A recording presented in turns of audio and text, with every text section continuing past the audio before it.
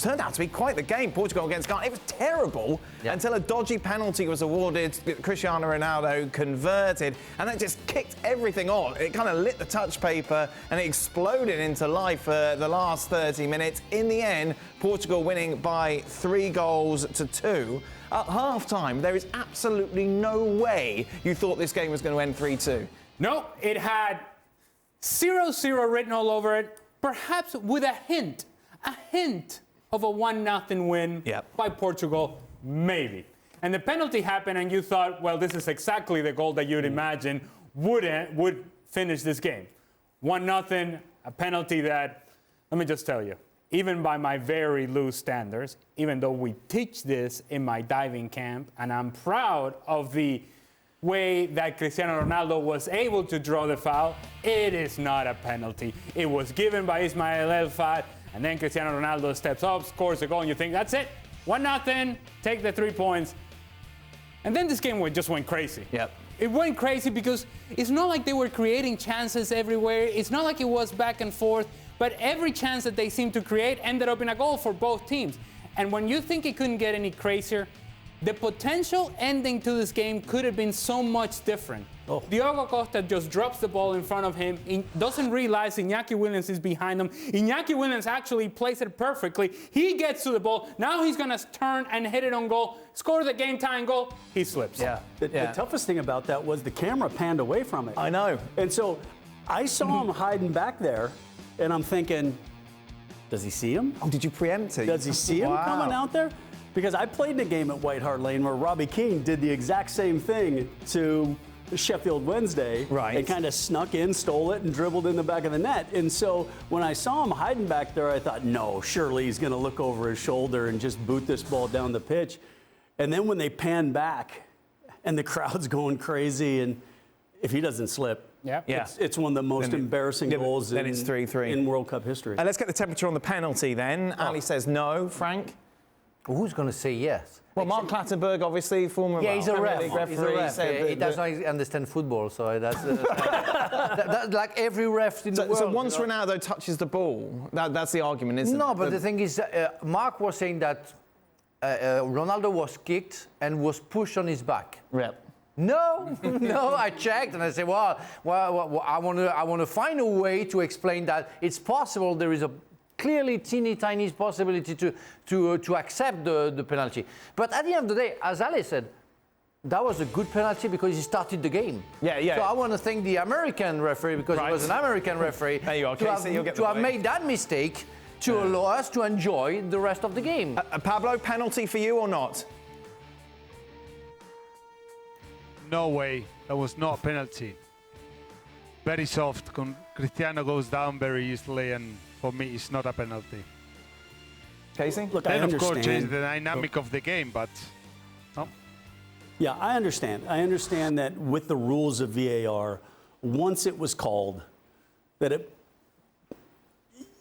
even with Frank's, there was the slightest of contact, which maybe there was, you knew that it wasn't going to get overturned. So that's why I was a little bit disappointed when El-Faf called it, not just because I knew how difficult it was going to be to overturn it, even though knowing that it was the softest penalty you're going to be awarded. So if he lets it go, and then look, if replay shows that Ronaldo got crushed, which clearly all of us saw that he didn't, then okay, then you can go back. When something like a penalty can change a game so drastically, you got to be sure. At least that was the attitude before because you didn't have VAR. Now you got VAR. You can actually let it go and see if it actually was. The same with all the offside stuff. All right, let it go. We'll play 5 more minutes. 3 guys will get injured, but okay. Oh, no, now it's offside. Can I just tell you that in terms of the penalty, we agree, not a penalty, right? But I have to say to the Ghana defender, why are you even making this challenge? Ronaldo's going away from goal. He has no other options. He has no support. There's no need for you to get yourself in this sort of position. And when you get yourself in this sort of position, I can tell you from experience, the moment I feel that contact, as slight as it may be, I know I'm going nowhere with this ball. I'm kicking my legs out. I am drawing the contact, and I'm putting the referee in a position when he has to make that call. So if you're the defender from Ghana, you have to say, There's nothing for Cristiano Ronaldo to gain here in this position, and there's nothing for me to gain making this challenge. Just let him be. Fine, take the touch to the end line and then shepherd him out of bounds. That's all you needed to do as a defender. He goes for the challenge, doesn't get there, ends up being a penalty. What sort of relationship did you have with the referee? Because he's been in the MLS at the same time as you. I don't recall him in being one of my games. Right. But if he was, I'm sure that he called a few penalties. Pablo, overall, obviously, Portugal looked great going forward, but a real vulnerability there in defence. Yeah, well, they probably need to find a way to defend a little bit better, because of course, they have too many offensive players, and in a short tournament, you have to make sure that defensively you are compact, well organized, and you don't concede goals, because then, as you can see, they have Felix, Joao, then they have Ronaldo, Leao in the second half, which is, for me, I was very surprised why not. He was not playing in the starting 11.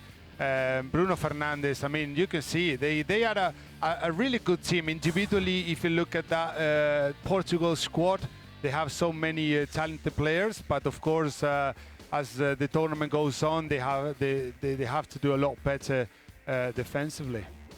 I think some players are not in there in the World Cup yet. You know, when you see Cancelo, you know, with the talent that he has, what he showed during the season with Manchester City, I found him very weak on this side, and I would say that if they can be more solid defensively, what Cancelo can bring to the team, as he brought to Manchester City, could be a plus. How do you get your head into the right place then? Why are some people performing and some not? No, because some people, they need to, it's just how you appreciate the moment, you know, or maybe dislike the moment because too much pressure, whatever it can be, the weather as well, or what the coach asks you to do.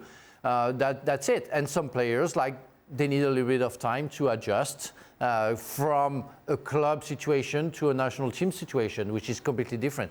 But that may be the case, or maybe he simply had a bad game, and we'll see next game. I mean, you also had unprecedented a week with no warm-up games. Right. You know, normally you would have a couple weeks, 3 games, time to get reassimilated to your national team. Maybe there's a little bit different role with your national team that there is than you play with your club team.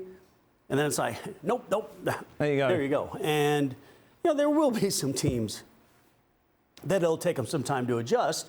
The question mark will be, will they still be in the tournament when they make those adjustments? You know, and so, yeah, you win your third game 5-0, but you lost your first 2. Yeah. Bye-bye. Your adjustment was a little late. A word on Ghana just for a second.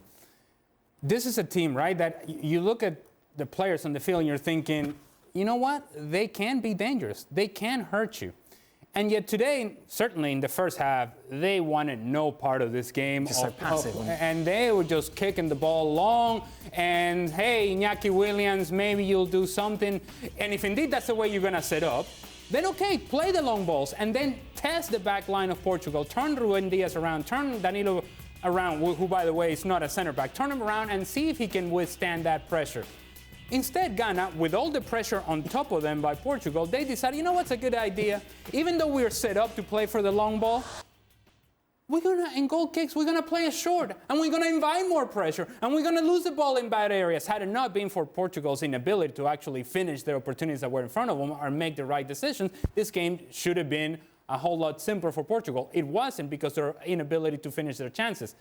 Once they got into the second half, and now it became stretch, and now it became back and forth, and then you see Ghana pressuring Portugal and actually forcing Portugal to defend, you then saw the vulnerabilities of Portugal defensively, which then begs the question, what in the world were you in the first half, and why don't you play this way from the very beginning? Why do you need to be scored upon in order for you to actually be willing to take a step forward? But the almost goal from the goalkeeper, that was part of it. Right.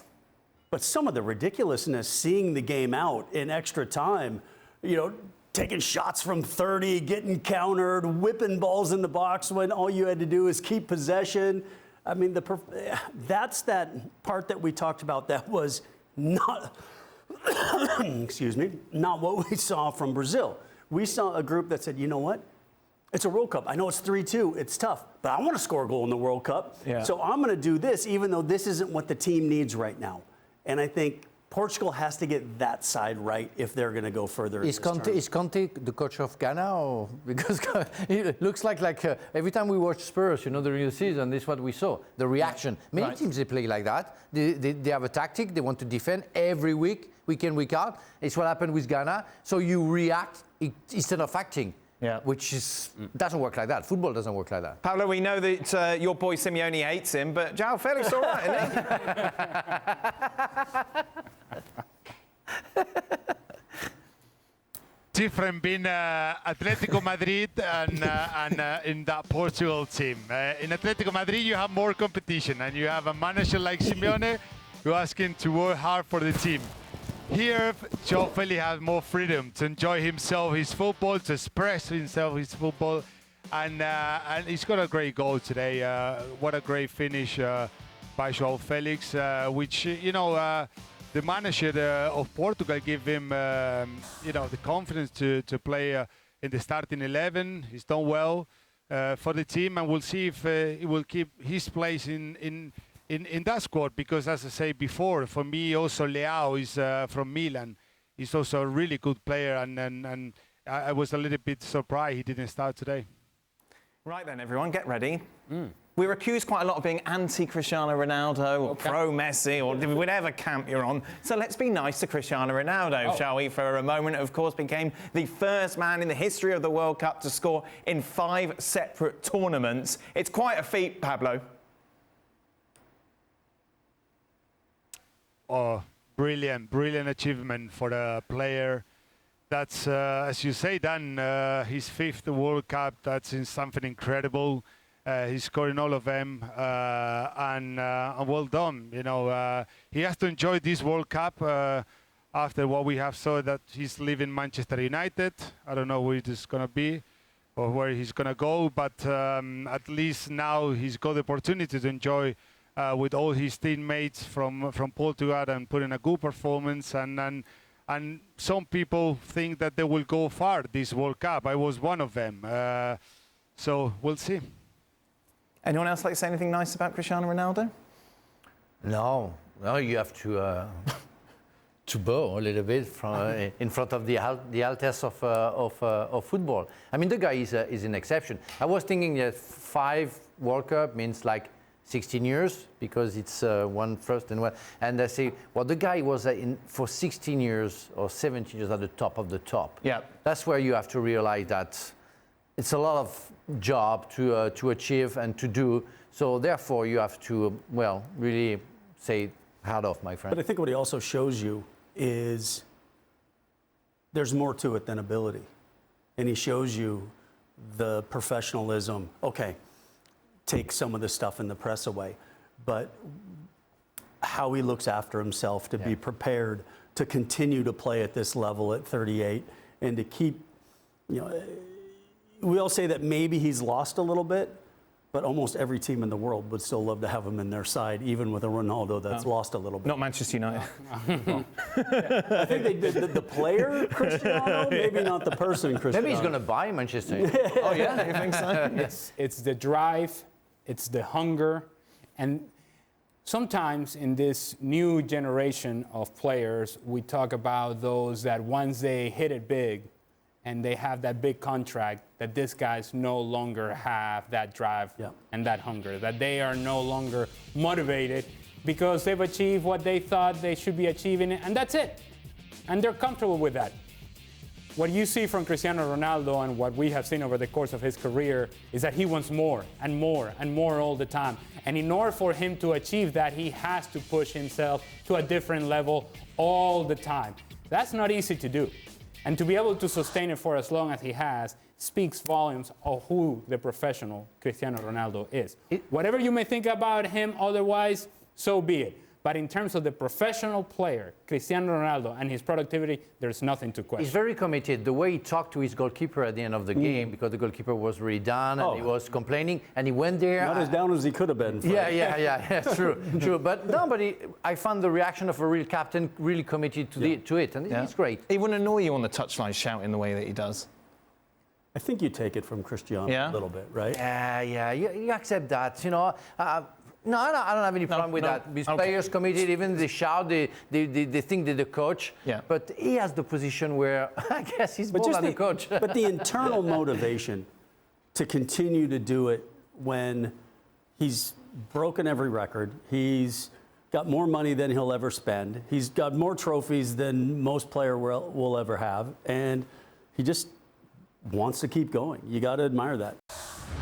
Well, thank you very much for watching ESPN on YouTube. For more sports highlights and analysis, be sure to download the ESPN app. And for live streaming, premium content, and let's not forget as well, ESPN FC 7 days a week. Subscribe to ESPN+.